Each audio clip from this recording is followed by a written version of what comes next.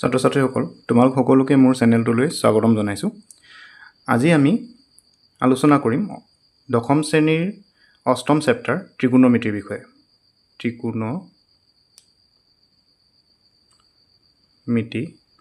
যাক ইংৰাজীত ট্ৰিগনোমেট্ৰি বুলি কয়। ট্ৰিগনোমেট্ৰি। এতিয়া প্ৰথমতে আমি জানি লওঁ ত্ৰিকোণমিতি কি হয়। ত্ৰিকোণমিতি গণিতৰ এটা বিশেষ শাখা, য'ত সমকোণী ত্ৰিভুজৰ কোণ আৰু বাহুবোৰৰ মাজৰ সম্পৰ্কৰ অধ্যয়ন কৰা হয়। এতিয়া সেই সমকোণী ত্ৰিভুজৰ কোণ আৰু বাহুবোৰৰ যিবোৰ সম্পৰ্ক, সেই সম্পৰ্কবোৰক আমি কিছুমান বাহুৰ অনুপাতত দেখুৱাব পাৰোঁ। তেনেকুৱা ধৰণৰ অনুপাত আমি 6টা পাওঁ, আৰু সেই 6টা অনুপাতক ত্ৰিকোণমিতিক অনুপাত বুলি কোৱা হয়। এতিয়া সেই ত্ৰিকোণমিতিক অনুপাতকেইটা বুজিবলৈ আমি প্ৰথমে এটা সমকোণী ত্ৰিভুজ লওঁ। ধৰি লোৱা হ'ল ABC এটা সমকোণী ত্ৰিভুজ। ABC এটা সমকোণী ত্ৰিভুজ, আৰু এই সমকোণী ত্ৰিভুজটোৰ B কোণটো 90 ডিগ্ৰী। এতিয়া B কোণটো যদি 90 ডিগ্ৰী হয়, ইয়াৰ বিপৰীত বাহুডালক আমি অতিভুজ বুলি ক'ম। অতিভুজক ইংৰাজীত হাইপটেনিউজ বুলি কয়, আৰু সেইকাৰণে তাক আমি H বুলি লিখি থলোঁ। এতিয়া A কোণটো সাপেক্ষে AB ডাল ভূমি হ'ব। মই ধৰি লৈছোঁ A কোণটো ধৰি লৈছোঁ। A কোণটোৰ সাপেক্ষে AB হ'ব ভূমি, ইংৰাজীত বেছ বুলি কয়, সেইকাৰণে আমি ইয়াক লিখি থলোঁ B। আৰু এটা লম্ব, ই 90 ডিগ্ৰী সৃষ্টি কৰিছে ভূমিৰ সৈতে, গতিকে ই হৈ গ'ল লম্ব, ইংৰাজীত ইয়াক পাৰ্পেণ্ডিকুলাৰ বুলি কয়, সেইকাৰণে আমি লিখি থলোঁ P। এতিয়া মই যে ক'লোঁ 6টা ত্ৰিকোণমিতিক অনুপাত, সেই ত্ৰিকোণমিতিক অনুপাতকেইটাৰ নাম হ'ল সাইন, কচাইন, টেনজেণ্ট,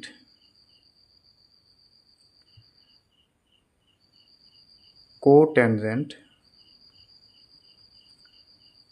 সেকেণ্ড আৰু কোছেকেণ্ড। এতিয়া চমুকৈ এই সাইনক আমি SIN বুলি লিখিম, কচাইনক COS কচ লিখিম, টেনজেণ্টক TAN টেন লিখিম, কোটেনজেণ্টক অনলি কট লিখিম, সেকেণ্ডক SEC চেক লিখিম, আৰু কোছেকেণ্ডক COCEC কচেক বুলি লিখিম। এতিয়া এই সাইন, কচাইন এইবোৰ কোনোকেইটা বিশেষ কোণ সাপেক্ষে হয়। আমি ধৰি ল'লোঁ কোণ A সাপেক্ষে আমি এই অনুপাতকেইটা উলিয়াম। এতিয়া কোণ A সাপেক্ষে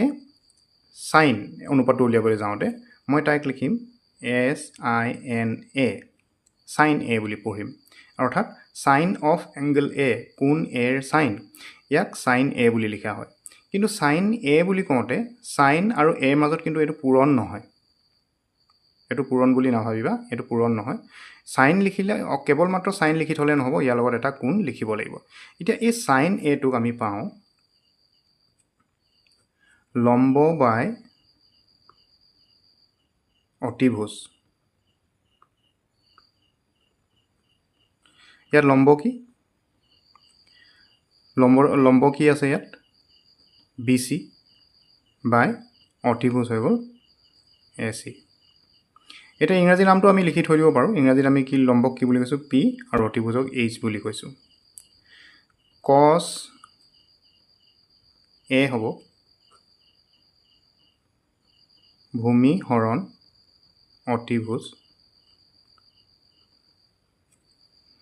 ভূমি হৈ গ'ল B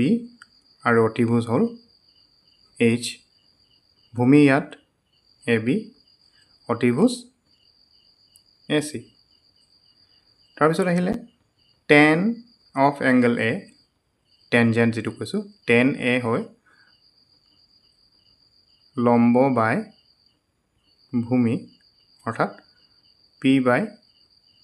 B। ইয়াত পাৰ্পেণ্ডিকুলাৰ আছিলে BC, আৰু B হৈ গ'ল AB। ইয়াৰ পিছত আহিলে কোটেনজেণ্ট। কোটেনজেণ্ট হ'ল, কোটেনজেণ্ট লিখিলোঁ, কোটেনজেণ্ট নিলিখোঁ আমি, কোটেনজেণ্ট বা কট A বুলি লিখিম। কট A হ'ব ভূমি বাই লম্ব, ভূমি হৈ গ'ল B, লম্ব P, অৰ্থাৎ এই ক্ষেত্ৰত আমাৰ হ'ব AB বাই BC। তাৰপিছত আহিলে চেক এ sec a হ'ব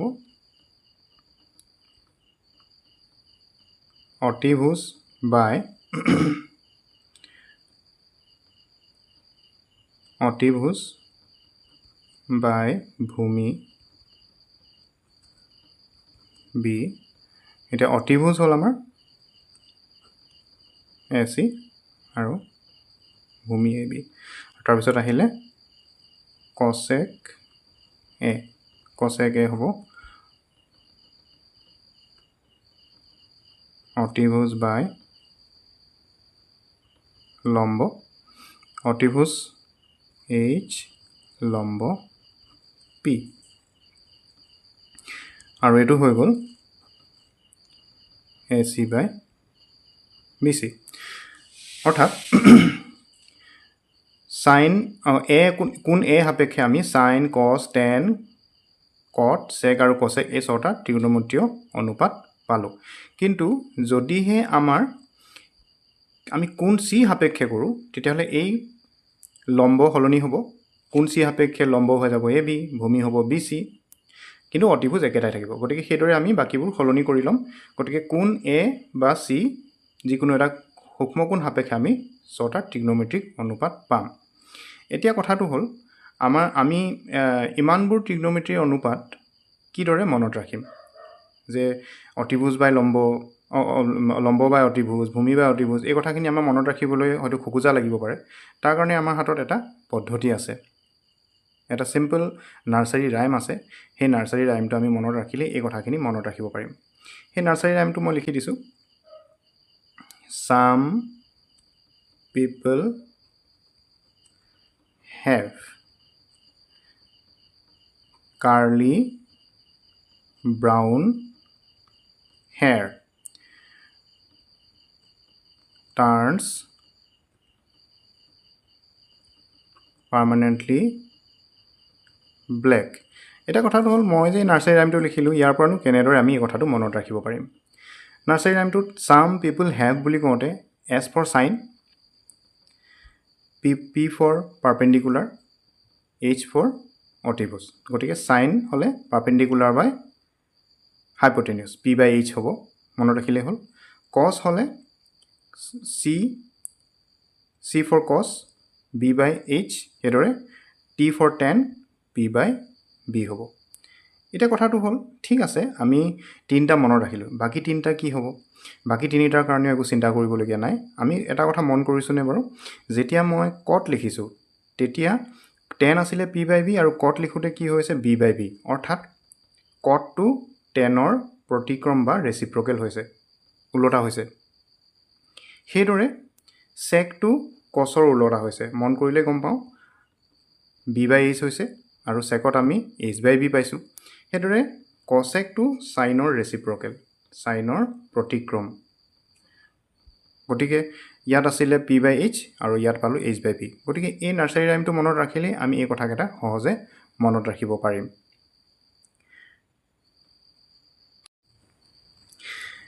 এতিয়া আমি sin cos tan sec cosec ইহঁতৰ এটা সম্পৰ্ক আমি উলিয়াবলৈ চেষ্টা কৰোঁ যেহেতু মই sin পালোঁ sin A পাইছিলোঁ P by H আৰু মই ক'লোঁ যে ইয়াৰ ৰেচিপ্ৰকেলটো কি হয় cos হয় cosec হয় সো cosecত আমি পাওঁ cosecত পাইছোঁ cosec A ইকুৱেলটো পাইছোঁ H by P যদি আমি sin A আৰু cosec A পূৰণ কৰোঁ এটাকে sin A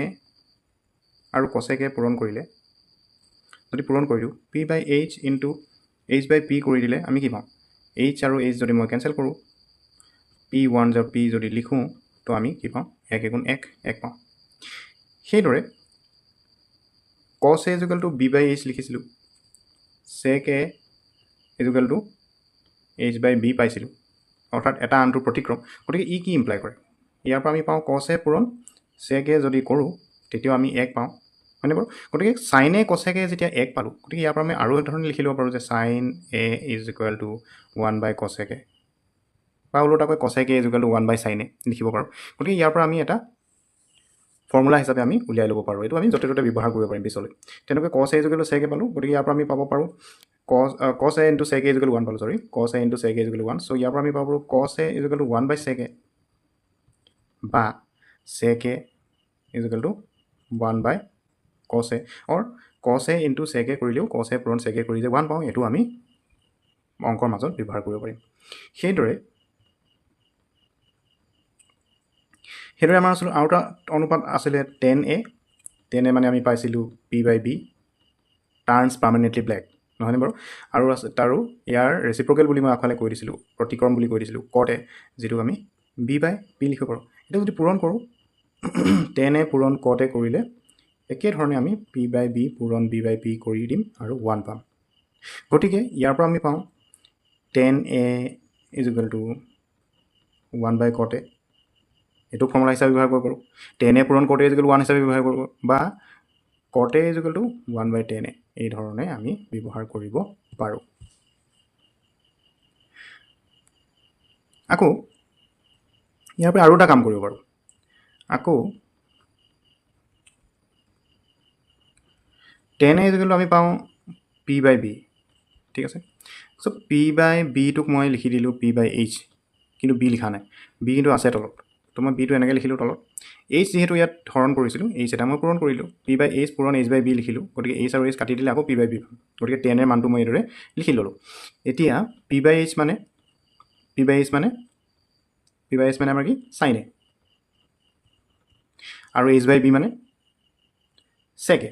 আৰু sec a মানে হল sec a মানে আমি পাই থৈছো 1/cos a সো h/b আমি লিখিম